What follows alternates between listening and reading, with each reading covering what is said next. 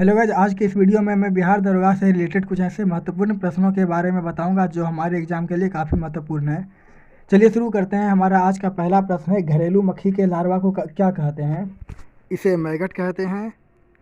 हमारा अगला प्रश्न है, क्रांति वृत्त शब्द का प्रयोग किसके लिए करते हैं? यह सूर्य के पथ के लिए किया जाता है। हमारा अगला प्रश्न है, जीवाणुविक कोशिकाओं में क्या नहीं पाया जाता है? जीवद्रव्य कला नहीं पाया जाता है। हमारा अगला प्रश्न है, हाइड्रोक्लोरिक अम्ल का अन्य नाम क्या है? इसका अन्य नाम म्यूरिएटिक अम्ल है। हमारा अगला प्रश्न है, इमोर्टल इंडिया पुस्तक के लेखक कौन हैं? इस पुस्तक के लेखक अमित त्रिपाठी हैं। हमारा अगला प्रश्न है, वर्धमान ट्रॉफी किससे संबंधित है? यह ट्रॉफी भारोत्तोलन से संबंधित है। हमारा अगला प्रश्न है, हनुमानगढ़ बांध किस नदी पर है? यह बांध कोसी नदी पर है। हमारा अगला प्रश्न है, किस विटामिन की कमी से जनन अंग प्रभावित होती है? विटामिन ई के कमी से जनन अंग प्रभावित होती है। विटामिन ई का रासायनिक नाम टेकोफेरॉल होता है। हमारा अगला प्रश्न है, आत्मनिर्भरता का लक्ष्य कौन सी योजना में रखा गया था? यह चौथी पंचवर्षीय योजना में रखा गया था। चौथी पंचवर्षीय योजना का कार्यकाल 1969 से 1974 ईस्वी तक था। हमारा अगला प्रश्न है, नोबेल पुरस्कार का प्रथम एशियाई विजेता कौन है? यह रविन्द्रनाथ टैगोर हैं। इन्हें 1913 ईस्वी में अपनी पुस्तक गीतांजलि के रचना के लिए दिया गया था। हमारा अगला प्रश्न है, भारत का प्रथम ई बिजनेस अखबार कौन सा है? यह फाइनेंशियल एक्सप्रेस है। हमारा अगला प्रश्न है, वर्ष 2022 का राष्ट्रमंडल खेल कहाँ आयोजित किया जाएगा? यह इंग्लैंड में किया जाएगा। हमारा अगला प्रश्न है, भारत का फ्रीडा काल्हो किसे कहा जाता है? यह अमृता शेरगिल को कहा जाता है। अमृता शेरगिल एक चित्रकार हैं और भारत की सबसे महंगी महिला चित्रकार अमृता शेरगिल हैं।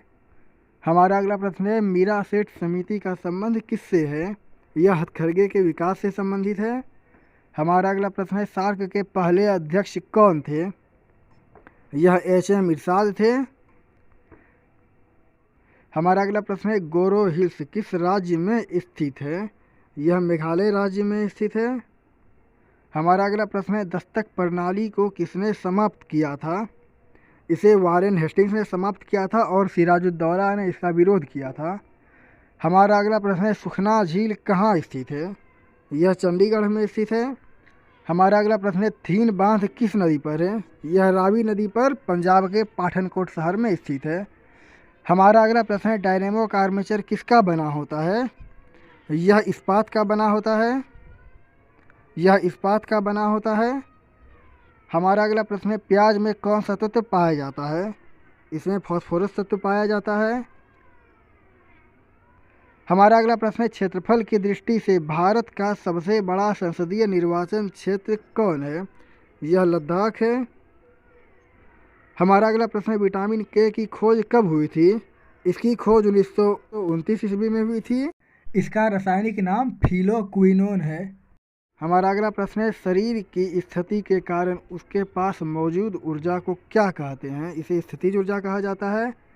हमारा अगला प्रश्न है, भारतीय मिसाइल प्रौद्योगिकी का पिता किसे कहा जाता है? यह APJ अब्दुल कलाम को कहा जाता है। इन्हें भारत का मिसाइल मैन के नाम से भी जाना जाता है। हमारा अगला प्रश्न है, वर्नियर कैलिपर्स से किसकी माप की जाती है? इससे रेखी माप की जाती है। हमारा अगला प्रश्न है, क्यूपोला फर्नेस से किसका उत्पादन होता है? इससे कास्ट आयरन का उत्पादन होता है। इससे कास्ट आयरन का उत्पादन किया जाता है। हमारा अगला प्रश्न है, डिस्चार्ज बैटरी का विद्युत वाहक बल कितना वोल्ट होता है? यह 2 वोल्ट होता है। यह 2 वोल्ट होता है। हमारा अगला प्रश्न है, टीन कितने डिग्री सेल्सियस पर पिघलती है? यह 232 डिग्री सेल्सियस पर पिघलती है। हमारा अगला प्रश्न है, क्लच किस सिद्धांत पर कार्य करती है? यह घर्षण सिद्धांत पर कार्य करती है। हमारा अगला प्रश्न है, घोड़ा द्वारा खींचा गया गाड़ी भौतिकी के किस सिद्धांत का उदाहरण है? यह न्यूटन के तीसरे गति नियम का उदाहरण है। हमारा अगला प्रश्न है, हाई स्पीड स्टील का मुख्य मिश्रण कौन सा है? यह टंगस्टन है। हमारा अगला प्रश्न है, किस पेंट को प्रदीप्त पेंट कहा जाता है? कोलतार पेंट को प्रदीप्त पेंट कहा जाता है।